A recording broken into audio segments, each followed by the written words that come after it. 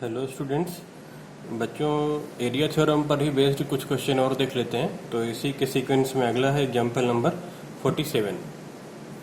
तो यहाँ पर देखिए क्या गिवन है। Line segment X Y parallel A C of triangle A B C and X Y divides triangle A B C in two equal parts, find A X upon A B. तो given में note किया है triangle A B C और X Y parallel A C, और इसी question का diagram next page पर given है। ये देखिए यहाँ पे बच्चों ये डायग्राम भी गिवन है हमें, ट्रायंगल एबीसी और एक्स वाई पैरेलल एसी। तो गिवन लिख लिया था, टू फाइंड लिखते हैं, फिर क्वेश्चन आगे स्टार्ट करते हैं। टू फाइंड में है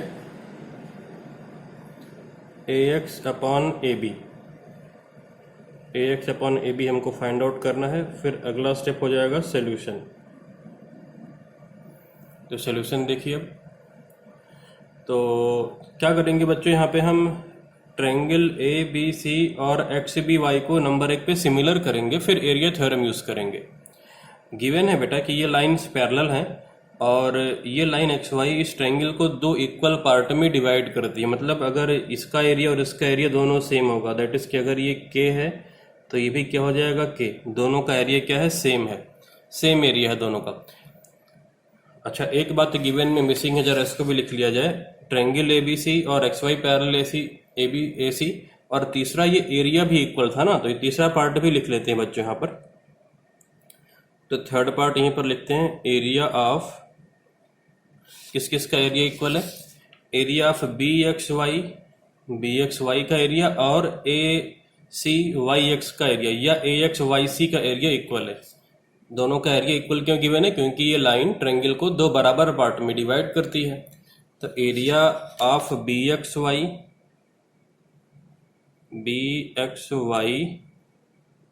इक्वल क्या है, area of A X Y C. ये भी गिवन है हमें, तो इसको भी नोट कर लिया है। अब स्टार्ट करते हैं बच्चों। तो सबसे पहले हम क्या करेंगे, ट्रायंगल को सिमिलर करेंगे, फिर एरिया थ्योरम यूज करेंगे। तो लिखते हैं हम, in triangle X B Y and triangle A B C, angle A equal to angle X, angle C equal angle Y, ये दोनों एंगल इक्वल हैं, और रीजन में लिखा है करस्पॉन्डिंग एंगल, क्योंकि लाइंस पैरेलल हैं तो ये करस्पॉन्डिंग एंगल इक्वल होंगे, corresponding angle.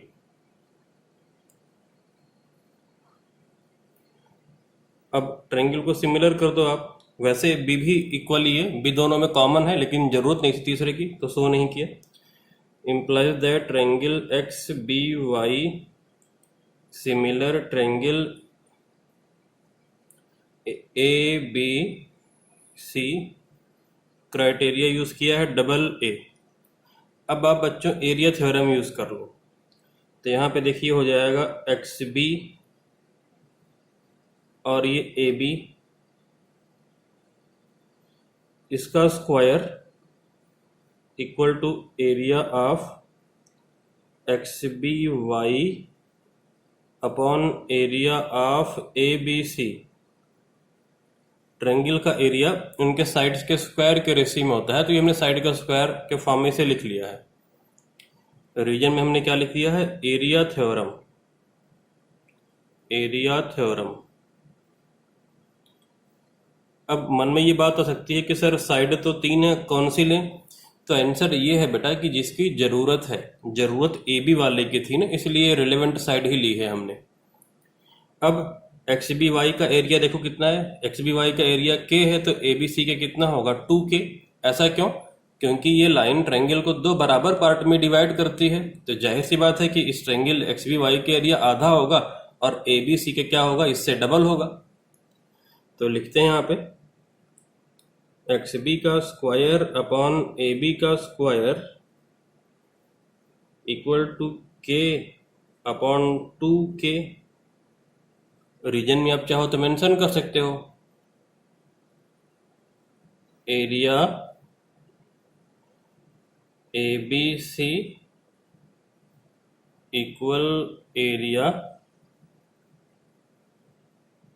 AXYC equal to K, ये हमने अपनी तरफ से एज्यूम किया था, इस बात को लिख दिया है यहाँ पे।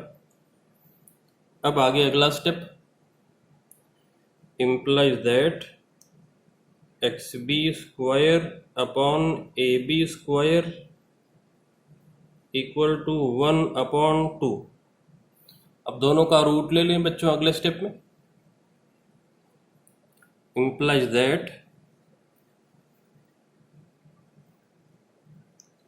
XB अपॉन AB, 1 का रूट 1 और 2 का रूट 2। अब इसके बाद हम डायरेक्ट आंसर लिखने का ट्राई करेंगे। देखिए कैसे, देखो बच्चों यहाँ पर समझो जरा। XB 1 यूनिट है, यहाँ पर डायग्राम में देखो ये XB कितना है, 1 यूनिट है। तो AB कितना है, √2 यूनिट है। तो AB कितना है, √2। अगर XB 1 यूनिट है तो AB कितना है, √2 यूनिट है। तो अगर ये XB 1 है, 1 यूनिट है अगर ये XB, तो AB कितने यूनिट है, √2 यूनिट है। √2 नहीं है, ध्यान रखना, 1 और √2 नहीं है, 1 यूनिट और √2 यूनिट है।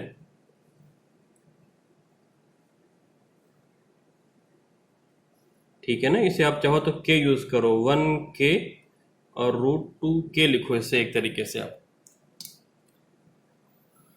तो अगर, तो ये देखो आप बेटा कि अब अगर ये AB √2 है, XB 1 है, तो ये AX कितना बचा, √2 से 1 को माइनस कर दें तो √2 - 1 बचा ना ये। तो इम्प्लाइज दैट, आप क्या लिखोगे जो चाहिए, AX अपॉन AB, इसको लिखो कितना होगा, AX कितना होगा, ध्यान से देखो, ये पूरा 1 है, AB कितना है, √2 है, तो AX कितना बचा, √2 - 1। तो इसकी वैल्यू पुट कर दो यहाँ पे अब, √2 - 1 अपॉन AB, AB √2 यूनिट है, √2। आप यहीं पे आंसर चाहो तो छोड़ सकते हो, और ज़्यादा अच्छा होगा कि आप रेशनलाइज कर दो डिनोमिनेटर को। तो AX अपॉन AB ऊपर नीचे √2 से मल्टीप्लाई कर दो, तो ये हो जाएगा 2 - √2 अपॉन 2, ऊपर नीचे √2 से मल्टीप्लाई कर दिया। और रेशियो के फॉर्म में अगर लिखोगे आप तो AX रेशियो AB कितना हो जाएगा, 2 - √2 रेशियो 2, अगर रेशियो के फॉर्म में लिखना चाहोगे तो। ये बेटा आ गया हमारा फाइनल आंसर। अब अगला एग्जाम्पल देखते हैं इसके बाद।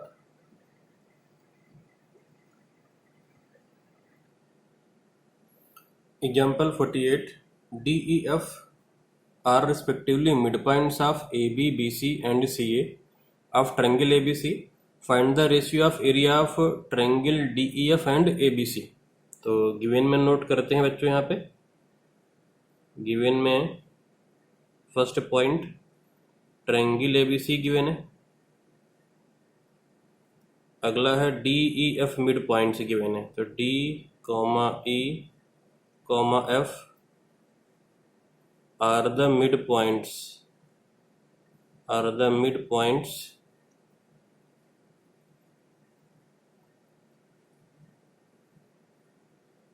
of AB, BC and CA।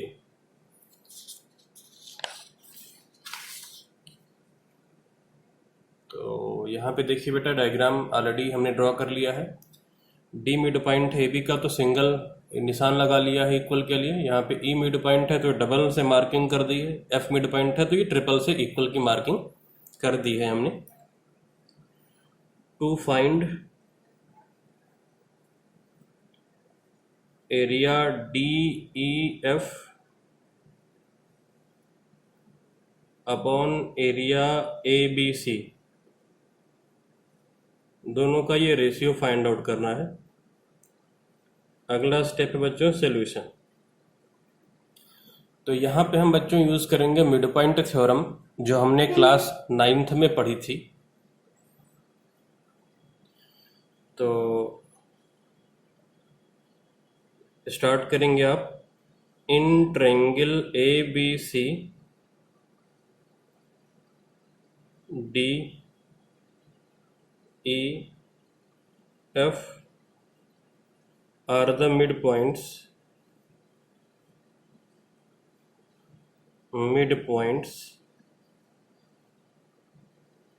Given. तो अगर ये मिड पॉइंट्स हैं तो आप देखो ध्यान से बेटा, डी एफ क्या हो जाएगा, बी सी का हाफ और पैरेलल, डी ई क्या हो जाएगा, ए सी का हाफ और पैरेलल, ई एफ हो जाएगा ए बी का हाफ और पैरेलल। पैरेलल की यहाँ पे जरूरत नहीं है तो पैरेलल का जिक्र नहीं करेंगे, केवल हाफ हम लिखेंगे। तो आप लिखेंगे यहाँ पे D E equal half of, D E क्या हो जाएगा, हाफ ऑफ सी ए या ए सी। ई एफ हो जाएगा half of the A B, और एफ डी ये हो जाएगा हाफ बी सी। थ्योरम कौन सी यूज करी हमने तीनों में, मिड पॉइंट थ्योरम बच्चों यूज कर लिया है हमने।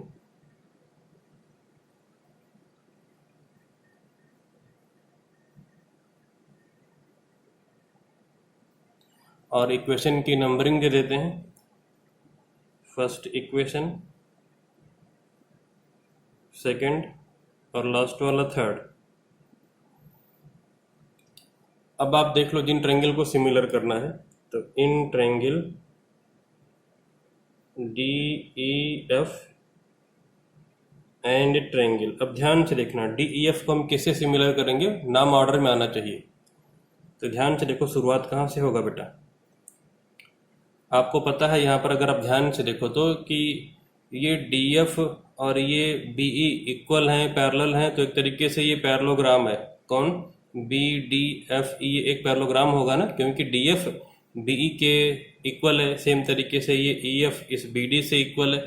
इक्वल क्यों है, क्योंकि ये हाफ है, हमने लिखा था ना यहाँ पे, देखिए डी ई ए सी का हाफ है, तो डी ई ए सी का हाफ मतलब ये सी एफ ए एफ और डी ई इक्वल है। इस तरीके से आप देख पा रहे होगे कि डी एफ ई बी एक पैरेललोग्राम है, तो ये बी इक्वल होगा एफ से, डी इक्वल किससे होगा, सी से, और एंगल ई किससे इक्वल होगा, ए से। इस तरीके के क्वेश्चन हम क्लास 9th में कर भी चुके हैं। तो डी के लिए कौन सा पॉइंट आएगा, सी पॉइंट,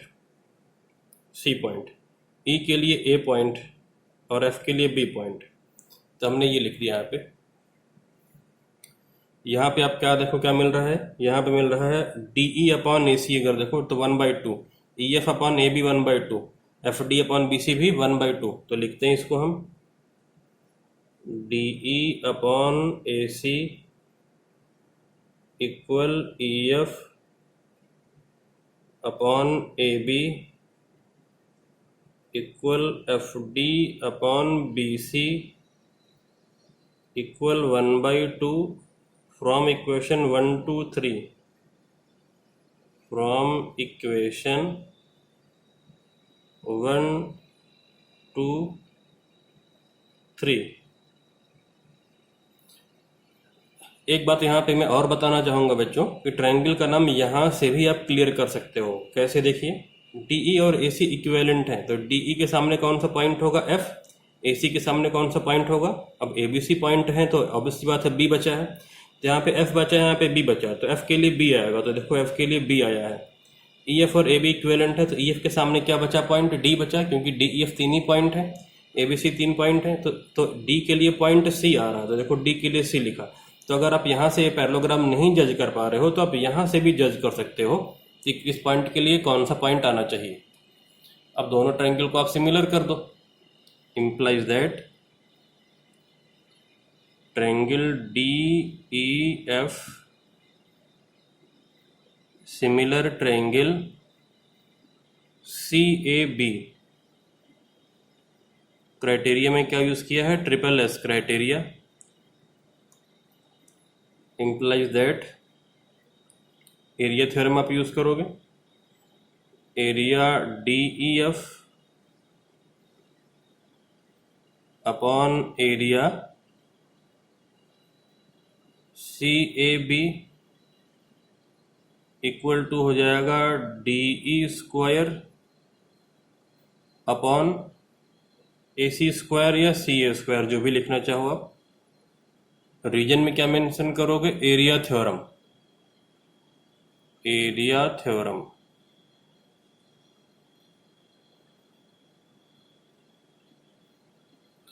अब वैल्यू पुट करो DE अपॉन AC, तो आप यहां से देखो बेटा DE अपॉन AC कितना हो जाएगा? 1/2। तो ये हो जाएगा 1/2 का स्क्वायर, DE अपॉन AC का स्क्वायर ना, तो ये 1/2 का स्क्वायर। रीजन में क्या मेंशन किया? From equation 1, from equation 1 implies that area DEF upon area, अब CAB का एरिया बोलो या ABC का एरिया बोलो या BAC का एरिया बोलो, ये तो बेटा सेम होगा ना, नाम के ऑर्डर से एरिया पर फर्क पड़ता नहीं है। हाँ, कॉन्ग्रुएंसी वगैरह पे डिपेंड करता है कि कौन सा पॉइंट ऑर्डर में है, तो उसके अकॉर्डिंगली बदलता है वहाँ पे सीन, लेकिन एरिया पे तो वही का वही रहेगा। तो DEF का एरिया अपॉन में आप क्या लिखोगे? एरिया ऑफ ABC, क्योंकि क्वेश्चन में ABC ही पूछा हुआ है। तो ये 1 का स्क्वायर 1 रहेगा, नीचे 2 का स्क्वायर 4 आ जाएगा, तो यही आंसर आ जाएगा 1/4 या 1:4। तो अगर आप रेशियो भी लिखना चाहो तो एरिया DEF का रेशियो एरिया ABC से हो जाएगा 1:4 इक्वल टू 1:4, और यही हमारा फाइनल आंसर है। अब बच्चों इसके बाद देखते हैं हम नेक्स्ट एग्जाम्पल 49th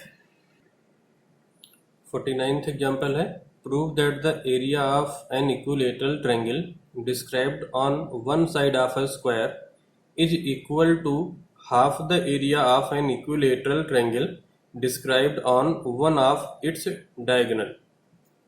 तो इसको देखने के लिए बच्चों हमने डायग्राम देखिए यहाँ पर ऑलरेडी ड्रॉ कर रखा है।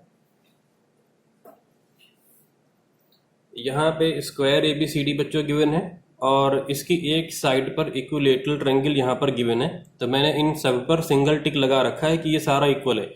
अब ये ट्रायंगल इक्विलेटरल है तो ये तीनों साइड इक्वल होंगी, स्क्वायर है तो ये सारों साइड इक्वल होगा, तो मतलब ये AP BP बाकी ये ब्लैक वाली सारी साइड इक्वल है।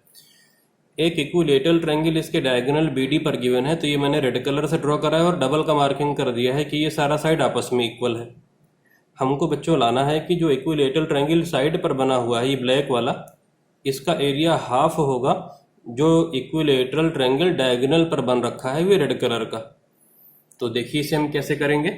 तो सबसे पहले तो हम गिवन लिखते हैं, तो गिवन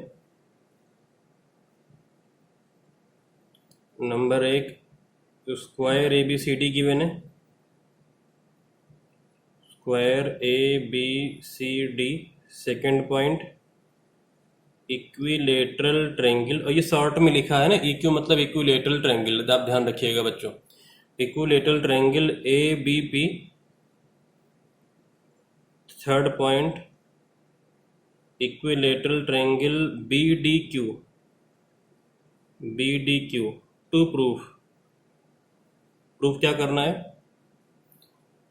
ट्रायंगल ABP का एरिया ABP ये हमको बेटा लाना है हाफ द एरिया BDQ,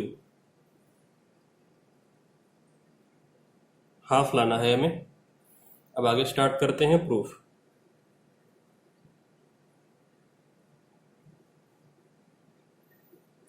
तो सबसे पहले आप स्क्वायर्स की साइड एज्यूम कर दो। Let AB equal BC equal CD equal DA, सारा साइड इक्वल है, इक्वल AP इक्वल BP, और इन सबको कितना एज्यूम कर दिया है? इक्वल टू A, और ब्रैकेट में लिखा है से। रीजन आप लिख दो sides of equilateral triangle and square are equal, तो आप रीजन आगे मेंशन करोगे। यहाँ पे रीजन में क्या लिखो, sides of equilateral triangle and square are equal. इसलिए हमने इन सबको इक्वल कर दिया है। अब आगे आप लिखोगे BD जो होगा डायगोनल बेटा, BD ये हो जाएगा a इंटू √2। ये कैसे आ गया? चाहो तो आप पाइथागोरस यूज कर लो, ये a है ये a है तो ये a √2 आ जाएगा, या फिर डायरेक्टली आपको पता है क्लास 8th 9th में आपने पहले से ही पढ़ रखा है कि डायगोनल जो होता है स्क्वायर का, तो इसको आप याद रखो, ये ज़्यादा अच्छी बात है। डायगोनल क्या होता है? √2 टाइम्स ऑफ साइड। किसी स्क्वायर में हमेशा ऐसा ही होता है, जो डायगोनल होगा वो साइड का √2 टाइम्स होता है। अब आप क्या करो बेटा, इन दोनों ट्रायंगल को सिमिलर करो। साइड तो हो गई, अब दोनों ट्रायंगल को आप सिमिलर कर दो। तो आप लिखोगे in triangle ABP and triangle BDQ equilateral triangle के सारे एंगल क्या होते हैं? 60 डिग्री होते हैं। All the angles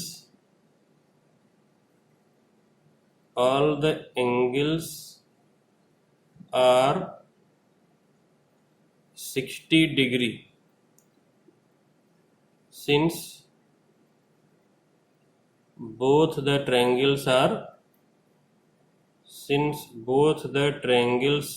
are equilateral